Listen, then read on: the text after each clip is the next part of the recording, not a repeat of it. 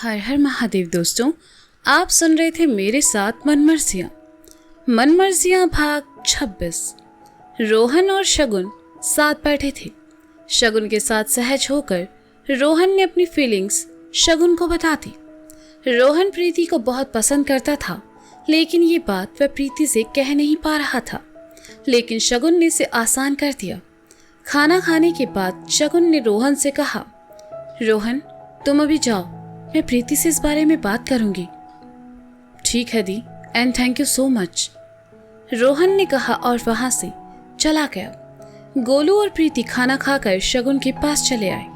गोलू ने कुर्सी खिसकाई और बैठते हुए कहा, भाभी सब तैयारी हो चुकी है, कल सुबह से सारे मेहमान आ जाएंगे, शाम को शादी। आप नहीं होती ना तो हम तो ये सब डेफिनेशन वर्ड कर ही नहीं पाते। वैसे एक ठो बात पूछे भाभी, आपके दिमाग में ये आइडिया कहाँ से आया? गोलू जी, हमारी दी को ना बनारस बहुत ज्यादा पसंद है। मतलब ये तो चाहती थी इनकी शादी बनारस में ही हो, लेकिन इनकी किस्मत तो आपके गुड्डू भैया से जुड़ी थी, तो ये चली गई कानपुर और इनका बनारस में शादी करने का सपना ही रह गया। इसलिए इन्होंने आपको यहाँ का आइडिया दिया ताकि आपका काम भी हो जाए और इनका सपना भी पूरा हो, है ना दी?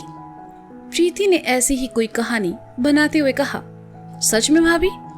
गोलू ने प्रीति की बातों पर यकीन भी कर लिया और हैरानी से शगुन से कहा, गोलू जी वो ऐसे ही मजाक कर रही है, ऐसा कुछ भी नहीं है। गुड्डू जी से शादी हमने इसलिए की क्योंकि वो हमें बहुत अच्छे लगे, शगुन ने कहा। तो प्रीति गोलू को देखकर खीखी करके हंसने लगी। गोलू ने मुंह बनाते हुए कहा, बहुत शैतान हो तुम, मतलब हम जैसे शरीफ लौंडे को भी अपनी बातों के जाल में फंसा लिया। शरीफ और आप? अच्छा जोक है। आपके और जीजू के नए नए कर्म कांडों के बारे में हमें सब पता है, प्रीति ने पोल खोलते हुए कहा। का कौन है जी हमारी लंका लगा रहा है, नाम बताओ जरा, गोलू ने कहा। हम अपनी दोस्त वेदी का नाम क्यों बताएंगे? अरे बातों बातों में प्रीति ने नाम बता दिया। तो गोलू ने कहा, तुम्हारे पेट में कुछ पछता कहाँ है, उनसे तो हम कानपुर जाकर निपट लेंगे। अभी घर चलते हैं भाभी। हाँ गोलू जी, मैं भी यही कह रही थी, पापा घर पर ही होंगे, थोड़ा उनके साथ वक्त बिता लूं, शगुन ने उठते हुए कहा। हाँ दी, अब चलते हैं। प्रीति भी उठ खड़ी हुई तो गोलू दोनों के साथ घर जाने के लिए निकल गया।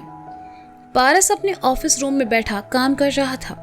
लंच टाइम में उनके पास बैठे मोहन जी ने कहा, अरे भाई पारस जी, आज लंच का मूड नहीं है क्या? बस मोहन जी, थोड़ा सा काम और वो खत्म कर लूं, उसके बाद आप लोग कीजिए, पारस ने कीबोर्ड पर उंगलियां चलाते हुए कहा। ठीक है, हम जा रहे हैं, चलिए तिवारी जी, कहते हुए मोहन जी उठे और वहां से चले गए। पारस अकेला था। आज उसे सभी डाटा एंट्री कंप्लीट करनी थी। पारस अपने काम को लेकर बहुत ही ईमानदार था। वह वक्त पर अपने सभी काम करता था और यही वजह थी कि कॉलेज में प्रिंसिपल सर का सबसे चहेता था। पारस अपने काम में लगा हुआ था कि तभी सोनिया आई और कहा, अरे पारस जी, आप लंच नहीं कर रहे? सोनिया, वो थोड़ा सा काम में बिजी था, मैं बाद में कर लूंगा, पारस ने कहा। तो सोनिया उसकी तरफ आई और कहा, वक्त पर खाना नहीं खाएंगे तो काम कैसे करेंगे? चलिए उठिए, आपको भूख लगे ना लगे, मुझे बहुत भूख लगी है और आज मैं टिफिन भी नहीं लाई हूं, आप मेरे टिफिन में से खा लीजिए, पारस ने उठते हुए कहा। नहीं, मुझे तिवारी जी ने बताया है कि यही कॉलेज के बाहर एक छोले भटूरे वाला है, उसके पास बड़े ही टेस्टी छोले मिलते हैं, चलिए ना वो खाते हैं, सोनिया ने कहा। सोनिया जी, मैं बाहर का नहीं खाता। पारस शायद सोनिया के साथ जाने में थोड़ा हिचकिचा रहा था। ये क्या पारस जी, आपका शहर है, आप इसके बारे में मुझसे बेहतर जानते होंगे, सोचकर मैं आपके पास आई थी, लेकिन आप तो जाना ही नहीं चाहते। खैर कोई बात नहीं, मैं चलती हूँ, कहकर सोनिया वहां से जाने लगी। सोनिया जी, पारस ने उन्हें रोकते हुए कहा। जी, सोनिया ने पलटकर कहा, आज मेरा भी छोले खाने का मन है, चलिए बाहर चलते हैं, पारस ने कहा। तो सोनिया मुस्कुरा दी और पारस के साथ कॉलेज के बाहर चली आई। चलते हुए उसे पारस कॉलेज के बारे में बताता जा रहा था। कॉलेज के बगल में ही एक छोले भटूरे की छोटी सी दुकान थी। पारस ने आकर 2 प्लेट लगाने को कहा। जब तक प्लेट तैयार हो रही थी, पारस सोनिया को बनारस के बारे में बताने लगा।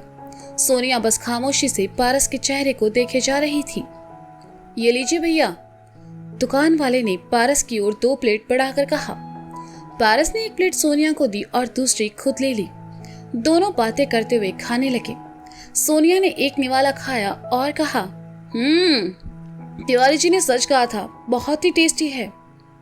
अचार के साथ लीजिए और भी अच्छा लगेगा, पारस ने कहा और खाने लगा। खाते खाते अचानक पारस की नजर सोनिया पर चली गई। खाते हुए वह किसी मासूम बच्ची की तरह लग रही थी। पारस को अपनी ओर देखता पाकर सोनिया ने इशारों में पूछा तो पारस ने नामे गर्दन हिला दी और अपना ध्यान खाने में लगा लिया। कुछ देर बाद सोनिया ने देखा खाते हुए हल्का सा खाना पारस के गाल पर लग गया है, तो सोनिया ने उंगली से इशारा करके समझाया, लेकिन पारस को कुछ समझ नहीं आया। सोनिया पारस के थोड़ा सा करीब आई और अपनी उंगली से उसका गाल साफ कर दिया। एक खूबसूरत एहसास जो आज से पहले पारस को कभी नहीं हुआ था। वह खामोशी से सोनिया को देखता रहा। सोनिया मुस्कुराते हुए उसका गाल साफ करने लगी। पारस भी मुस्कुरा उठा। गोलू की गाड़ी उस वक्त उधर से गुजर रही थी कि शगुन की नजर वहां खड़े पारस पर पड़ी। शगुन ने पारस को पहली बार ऐसे किसी लड़की के साथ देखा तो प्रीति से कहा, प्रीति, वो पारस ही है ना? हाँ दी, है तो वही, पर ये यहाँ क्या कर रहे हैं, वो भी लड़की के साथ? प्रीति ने पारस और सोनिया को देखते हुए कहा। क्या हुआ भाभी, गाड़ी रोकेगा? गोलू ने कहा। नहीं गोलू जी, चलिए, शगुन ने कहा और गाड़ी आगे निकल गई। साइड मिरर में शगुन को पारस और सोनिया एक दूसरे के करीब खड़े नजर आ रहे थे। शगुन उन्हें साथ देखकर मुस्कुरा दी और सर सीट से लगा लिया। कानपुर, उत्तर प्रदेश। गुड्डू सुबह उठा तो देखा मिश्रा जी शोरूम जा चुके हैं। आजकल गुड्डू फिर अपने पहले वाली जिंदगी जीने लगा था। देर से उठना, देर से सोना। गुड्डू उबासियां लेते हुए उठकर बाहर आया। मिश्राइन आंगन में बैठी अम्मा के बालों में तेल लगा रही थी। गुड्डू ने वहां आकर मिश्राइन से कहा, अम्मा चाय चाहिए हमें। ए बिटिया, जाओ जाकर भैया के लिए चाय बनाओ, तब तक हम अम्मा के बालों में तेल मल दे। मिश्राइन ने कहा तो वेदी उठकर चाय बनाने चली गई। गुड्डू वहां से गेट की सीढ़ियों पर आकर बैठ गया और आते जाते लोगों को देखने लगा। कुछ देर बाद वेदी उसके लिए चाय लेकर आई और रखकर जाने लगी तो गुड्डू ने कहा, ए वेदी सुनो। का? वेदी ने पलट कर कहा, अरे यार बैठो, बात करनी है कुछ, गुड्डू ने कहा। तो वेदी उसके बगल में आकर बैठ गई और कहा, कहो क्या बात है? अगर हम तुमको एक तो नया ड्रेस दिलाएं तो तुम हमारी बात मानोगी? गुड्डू ने वेदी को लालच देते हुए कहा। नहीं।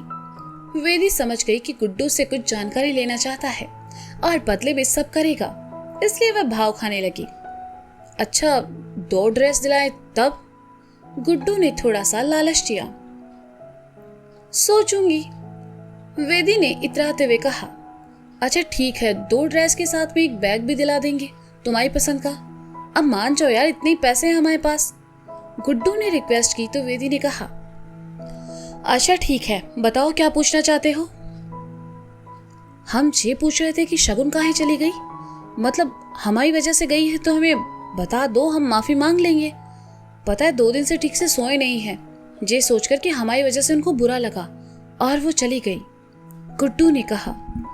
वेदी ने गुड्डू की बात सुनी तो उसे गुड्डू पर दया आ गई और उसने कहा, अरे भैया, हम तो ऐसे ही मजाक कर रहे थे आपसे। वो ना किसी काम से अपने मामा के घर गई है, कल तक वापस आ जाएगी, फिर यहीं रहेगी हमारे साथ। गुड्डू ने सुना तो पहले तो वेदी को घूरा और फिर कहा, 2 ड्रेस तो कहा, हम तुमको एक रुमाल नहीं दिलाएंगे, हमें पागल समझियो। वो तो हम पहले से ही जानते थे कि वो हमारी वजह से नहीं गई है। चलो निकलो यहाँ से। पिताजी को आने दो, सब बताते हैं, वेदी ने मुंह बनाते हुए कहा और चली गई। हाँ बता देना, हम डरते नहीं है किसी से, गुड्डू ने ऊंची आवाज में कहा और फिर पास रखी चाय का कप उठाकर चाय पीते हुए मन ही मन खुद से कहने लगा, कहा गुड्डू तुम भी वेदी की बातों में आ गए और न जाने का सोच लिया। तुम यार सब कर सकते हो, पर ऐसी गलत हरकत ना करोगे। बनारस, उत्तर प्रदेश। शगुन और गोलू आज सुबह जल्दी ही गेस्ट हाउस निकल गए। मेहमान आने शुरू हो गए थे। सभी गोलू और शगुन के अरेंजमेंट से बहुत खुश थे। कम बजट में ही शगुन ने सारी सुविधाएं रखी थी और इसकी वजह थी बनारस में शगुन का अच्छे लोगों से अच्छे संबंध। उसी के चलते सबने शगुन को कम से कम पैसों में भी अच्छा काम करके दिया।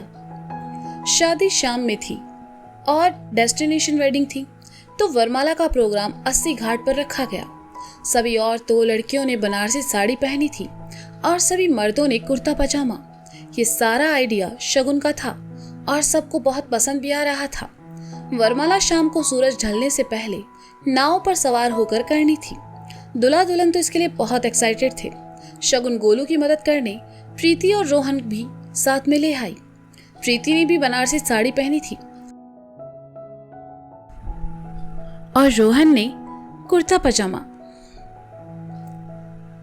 दोनों किसी दूल्हा दुल्हन से कम नहीं लग रहे थे, लेकिन प्रीति की नाराजगी शायद अभी भी कम नहीं हुई थी। खैर रोहन गोलू के पास चला आया और उसके कहे कहे सब चीजें देखने लगा। वहीं प्रीति शगुन की तरफ चली आई। वरमाला शुरू हुई तो सभी जोड़े पर फूलों की बारिश करने लगे। गोलू तो कुछ ज्यादा ही खुश था। दूल्हा दुल्हन की जगह वह खुद को और पिंकी को देख रहा था। मन में कितनी ही तितलियां उड़ रही थी। शुभ समय पर वरमाला खत्म हुई। उसके बाद सभी दूल्हा दुल्हन आकर एक रथ पर सवार हुए। उनके आसपास लाइट्स लगी थी। आगे बैंड बाजे वाले, उनके आसपास नाच रहे मेहमान कुछ रथ के पीछे चल रहे थे। शगुन घाट पर स्टाफ के लड़कों को कुछ समझा रही थी। रोहन भी वही काम कर रहा था। प्रीति ने देखा तो कहा, दी आप जाइए, यहाँ का सब काम मैं करवा देती हूँ, वहाँ आपकी जरूरत होगी। थैंक यू प्रीति, तुम ये सब करवा कर ना जल्दी से आ जाना, शगुन ने कहा। शगुन जैसे ही रथ के पास पहुंची अपना सर पीट लिया।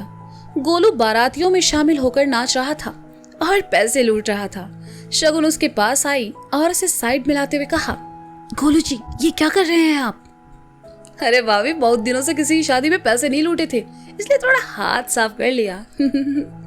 गोलू ने बेशर्मी से हंसते हुए कहा,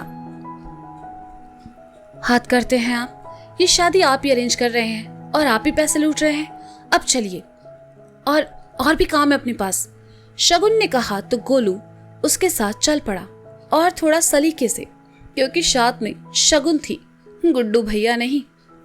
शगुन और गोलू को बाकी लोगों के साथ भेजकर प्रीति वहीं घाट पर ही रुक गई। रोहन भी वहीं था। रोहन ने जब देखा प्रीति वहां है तो वह उसके पास चला आया और कहा, प्रीति? हाँ मालूम है। अब तुम कहोगे कि उस दिन जो कुछ भी हुआ वो सब तुमने जानबूझकर नहीं किया। मुझे तुम्हें एक मौका देना चाहिए था, तुम्हें माफ कर देना चाहिए था। गलती तो इंसान से ही होती है, ब्ला ब्ला ब्ला। प्रीति ने कहा, नहीं, मैं ये कहने आया हूं कि कल मैं अपने घर जा रहा हूं, हमेशा हमेशा के लिए। जाने से पहले तुमसे कुछ कहना चाहता था। रोहन ने सीरियस होकर कहा, क्या? पर तुम्हारी जॉब, तुम्हारा ऑफिस ऐसे अचानक? प्रीति ने हैरानी से कहा।